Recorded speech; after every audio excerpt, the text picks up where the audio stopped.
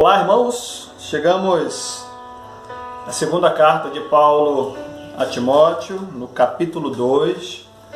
Lembrando do contexto aqui, terminamos Atos 28, quando Paulo estava na sua primeira prisão, ainda uma prisão domiciliar, que ele poderia receber os amigos, né? E Atos se encerra assim, né? de uma forma alegre. O apóstolo vivo, podendo pregar o evangelho ainda, mesmo que com uma certa, não a liberdade completa, mas estava vivendo muito bem. Assim termina Atos, e essa segunda carta de Paulo a Timóteo é uma carta que ele escreve da sua segunda prisão. Agora sim, agora um problema com o Império Romano. O imperador Nero, muito doido, havia iniciado uma perseguição severa. Não sabemos os detalhes da acusação de Paulo, mas sabemos que ele foi acusado e foi preso novamente, e agora nos padrões romanos de prisão, severos, que era difícil ter contato com os amigos. Tanto que, como vimos ontem, ele desejava ver Timóteo e João Marcos, porque a sua solidão ali era imensa, e nessa segunda prisão aqui ele já podia sentir o cheiro da morte. E é nesse contexto, é nesse ambiente que o apóstolo Paulo vai escrever ao jovem pastor Timóteo. E você ouviu aí, é bom que você lembre, escute o áudio. A gente está enviando o áudio aí na voz do Cid Moreira, aquele vozeirão. Abra sua Bíblia, vá lendo a sua Bíblia junto com o áudio. Não escute apenas o áudio do Cid Moreira, do texto oral, mas leia também. Isso vai te ajudar a entender melhor ainda a palavra do Senhor. Só então depois você assiste esse vídeo. Então, se você não leu, se você não ouviu ainda o áudio da palavra, dá um pause aqui, volta lá e leia, porque o mais importante é aqui, é a palavra do Senhor. E nós vamos ver alguns pontos interessantes aqui para o nosso amadurecimento, para a nossa reflexão, para o nosso aprendizado. Paulo começa falando: Tu, pois, meu filho, fortifica-te na graça que há em Cristo Jesus. Pode ser que isso passe despercebido, mas a recomendação de Paulo a Timóteo é de onde ele deveria buscar força para o ministério, de onde ele deveria buscar força para a caminhada. Aqui não é uma palavra somente para pastores, para presbíteros. Aqui é uma palavra para todo obreiro. Tudo aquilo que Paulo ensina a Timóteo serve para todo aquele que anda com Jesus. E aqui ele vai dizer: fortifica-te na graça que há em Cristo Jesus. Onde Timóteo deveria buscar força para o ministério? Na graça de Jesus. Muitas vezes nós, como crentes, buscamos forças em outras coisas. Por exemplo, nesse tempo de pandemia, a gente está vivendo longe uns dos outros, longe da comunhão.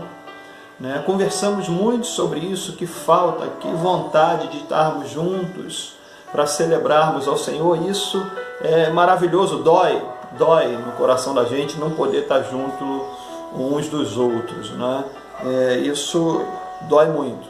Mas muitos irmãos estão fragilizados por causa disso.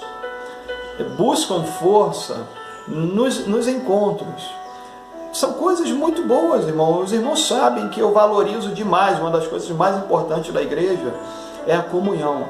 Só que a questão aqui é de que a tua fé deve ser fortalecida na graça de Jesus.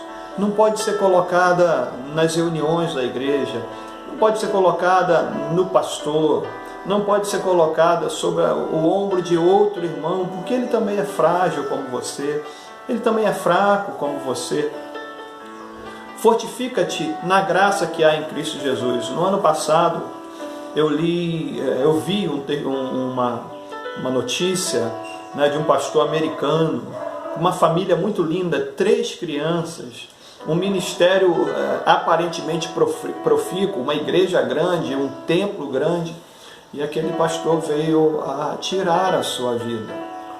E a gente fica imaginando aonde que aquele irmão estava colocando o coração. É claro que um suicídio ele advém de uma doença emocional crônica. A pessoa que se suicida, ela está doente emocionalmente, né? A juventude tem falado aí no Setembro Amarelo sobre suicídio, um tema extremamente relevante, né, que a juventude tem tratado. E aí eu ficava meditando sobre isso, porque a dureza do ministério é algo que em muitos momentos nos leva muito à beirada do precipício e do desespero, né? Mas o que a gente precisa muito é ter a nossa vida fortificada na graça do Senhor. Às vezes o pastor confia na igreja e coloca a igreja como sua fonte de energia. Não pode. Eu falo isso com os irmãos que trabalham comigo no ministério, professores das crianças. Coloca os teus olhos naquele que te chamou. Não coloca teus olhos em outras coisas. Coloca os teus olhos naquele que te chamou. Porque quando você entende que é Deus que te chama, que é Deus que te coloca, você aguenta a pancadaria. Você arreia, você sofre, você cai, mas você continua, levanta e continua, porque os teus olhos estão nele. A vida cristã também é assim. Teus olhos estão em quem? Pastor Fábio, você está perdido, querido. Seus olhos estão em quem? Na reunião da igreja, veio esse tempo aí, pegou a gente, você está perdido. Você coloca a tua esperança num outro irmão, você coloca você busca força para a tua fé em tantas outras coisas. Não, você está equivocado. Busque a força da tua caminhada na graça que há em Cristo Jesus. No verso 3 ele vai falar assim, ó, sofre pois comigo as aflições, como bom soldado de Cristo. E aqui Paulo vai falar sobre aflições, são os deveres árduos do ministério que aquele jovem ia enfrentar, o deserto do ministério, né? A dureza de você preparar a terra, né? De você arar, de você semear, debaixo de sol, debaixo de chuva, debaixo de perseguição, debaixo de opressão. Diante disso tudo, Paulo vai dizer, sofre comigo. Essas são as aflições do ministro. Mas lá na frente, é claro, depois de preparar a terra, depois de muito sol, muita chuva, de lançar a semente, de regar, aí sim, lá na frente nós vamos ver os frutos, porque o andar com Jesus é um andar em alguns momentos muito árduo, né? E isso traz amadurecimento para a gente. No verso 4 ele vai falar sobre ninguém que milita se embaraça com o negócio dessa vida, a fim de agradar aquele que o alistou para a guerra. Eu tenho comigo que a gente nunca vai chegar no nível espiritual dos irmãos da igreja de Atos. Eu acho que a gente nunca vai chegar, porque nós vivemos numa época, né, num momento do sistema capitalista de consumo, e que a gente precisa trabalhar, e precisa trabalhar cada vez mais para consumir cada vez mais, e a gente se embaraça de fato com as coisas desse mundo. Aqueles que conseguem se desvencilhar disso, aí sim podem alcançar os níveis mais altos da caminhada com Jesus. Mas trabalhando do jeito que a gente trabalha, com as pressões que a gente vive, né? A gente envolvido com as coisas desse mundo, a gente não consegue realizar tudo aquilo que Deus quer para nós, inclusive no nosso relacionamento com Ele. Você não pode passar meio-dia, né, no quarto orando porque você tem trabalho, né? Então eu acho que a gente não vai chegar lá naquele patamar.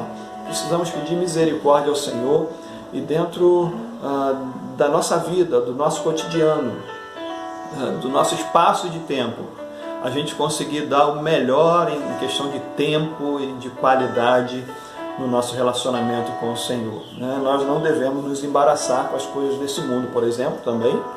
Se você se embaraça com finanças, se você é embaraçado com as finanças, se você vive endividado, né, sem ter necessidade, você vai deixar de abençoar a vida de muita gente. Para que é o nosso salário?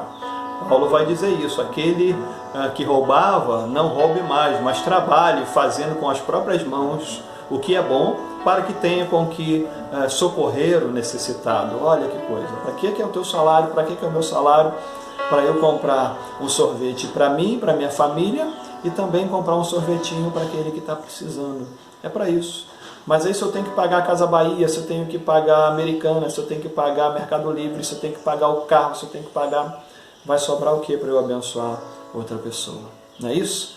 Então a gente precisa olhar para a nossa vida e ver se a gente não está se embaraçando com as coisas desse mundo. No verso 11, o apóstolo Paulo vai falar de ações nossas e de ações de Jesus. Ele vai dizer, se morremos com Ele, também com Ele viveremos.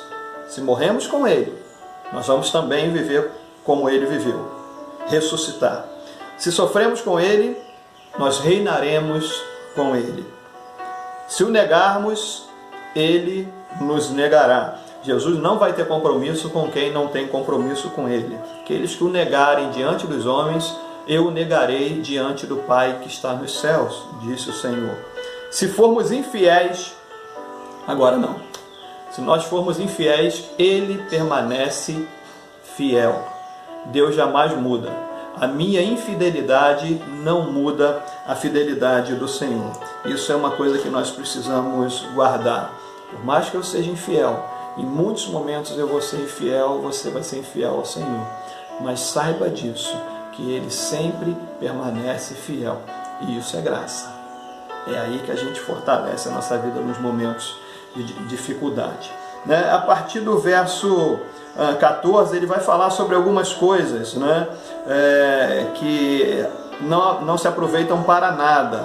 Né? Ele vai falar sobre o falatório inútil, conversas tolas. Lá em Efésios ele vai falar, não saia da tua boca nenhuma palavra torpe. Está lá em Efésios capítulo 4, no verso 29. Nós devemos fugir disso. Pastor, mas por que eu devo fugir disso? De fofocas, de conversas vãs, de contenda. Porque quem faz isso, querido, está tomando veneno. Quem faz isso está tomando veneno. Isso vai fazer mal para você. Então é por isso que ele fala, não se envolva com discussões teológicas sem fundamento, não discuta por contenda, não bata a boca, não se envolva com assuntos levianos, sai fora disso que você estará bebendo veneno. Verso 17, eu gosto muito desse texto também, quando ele vai dizer assim, a palavra desses roerá como gangrena, né? Quando Paulo vai dizer 16, mas evite os falatórios profanos porque produzirão maior impiedade. E aí ele vai falar dos ímpios, e a palavra desses roerá como gangrena, entre os quais são Himeneu e Fileto, os quais se desviaram da verdade, dizendo que a ressurreição era já feita e perverteram a fé de alguns. Esse texto, eu gosto desse texto, eu guardo ele marcado na minha Bíblia, quando as pessoas me criticam que eu falo o nome de gente que está distorcendo o Evangelho. Paulo disse isso. Esses caras eram da igreja, eles estavam na igreja ensinando contra a ressurreição de Jesus. E Paulo vai dizer que os ensinamentos deles são como gangrena, são como câncer. Então fujam desses caras, fujam de Himeneu e Fileto. No capítulo 4, no verso 14, ele vai falar também, a gente vai chegar lá, sobre Alexandre, o latoeiro, que ele vai citar lá na primeira carta a Timóteo, se eu não me engano, no capítulo 1, no verso 20, ele vai falar lá de Himeneu, de Alexandre, que é o Alexandre o latoeiro, que causou muitos males para ele, era gente da igreja. E Paulo vai dizer para Timóteo, olha, corta o vínculo com esses caras, não dê ouvido a esses caras. E é por isso que Paulo dá nome. Quem são esses caras? Himeneu, Fileto e Alexandre. E é por isso que quando eu falo, não falo com julgamento temerário, não julgo nenhum desses que eu falo. Não julgo nenhum desses. Quem sentencia está fazendo bobagem.